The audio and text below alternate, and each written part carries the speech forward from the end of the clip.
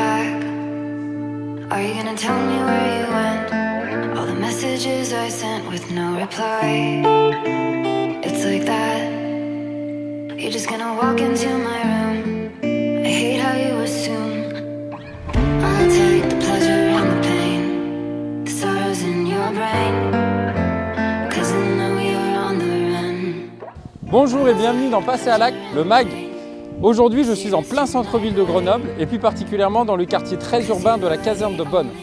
Depuis le 1er janvier 2023, une nouvelle réglementation énergétique est entrée en vigueur et c'est près de 140 000 logements qui ne peuvent plus être loués.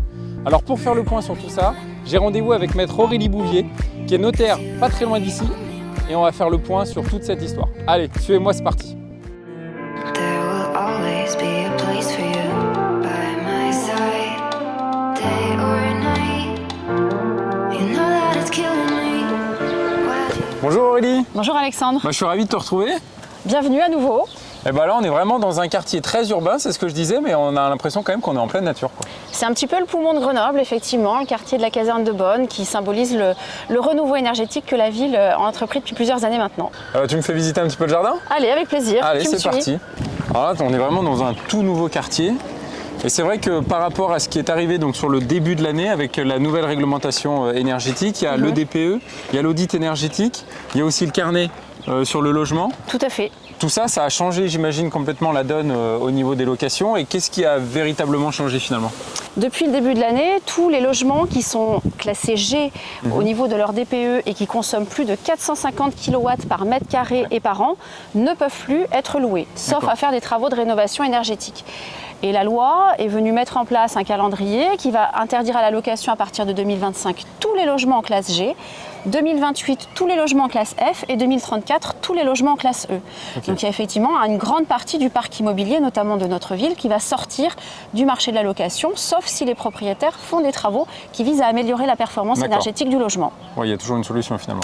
Il y a toujours une solution, mais qui est assez réduite parce qu'en copropriété, on sait que c'est pas toujours évident de pouvoir faire des travaux qui améliorent la note de son logement. Alors du coup, j'ai un logement, je ne sais pas moi comment il est classé, comment je peux le savoir ? Il faut que je fasse un diagnostic de performance énergétique ? Tout à fait.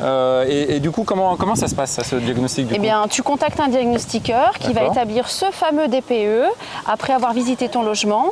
Le DPE va te coûter entre 150 et 250 € environ.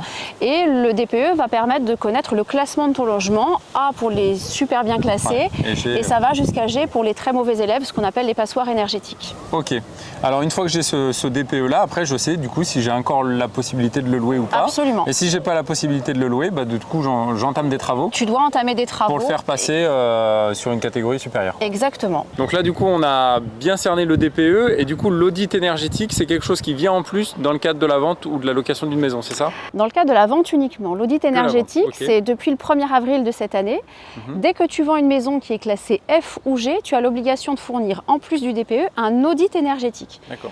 Et le rôle de cet audit, c'est d'informer ton futur acquéreur sur les travaux qu'il y a à entreprendre pour améliorer la note de ton logement. Alors ensuite, il y a le petit dernier, c'est le carnet du logement. Le carnet d'information. D'information sur le logement. Exactement, ce carnet d'information en vigueur là aussi depuis cette année et qui consiste en l'obligation pour tout propriétaire d'un logement qui a fait des travaux ayant un impact sur la performance énergétique de son logement, de tenir à jour un carnet d'information qui va compiler toutes les factures, les notices descriptives de ces travaux-là, l'idée étant d'informer au maximum l'acquéreur quand le bien sera mis à la vente.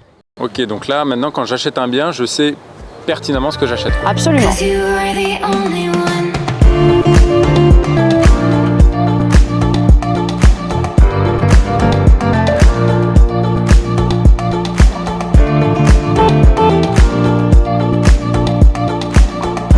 Merci beaucoup Aurélie. Mais je t'en prie, ça fait un plaisir. Tu as répondu à toutes mes questions et là, du coup, c'est beaucoup plus clair. Impeccable.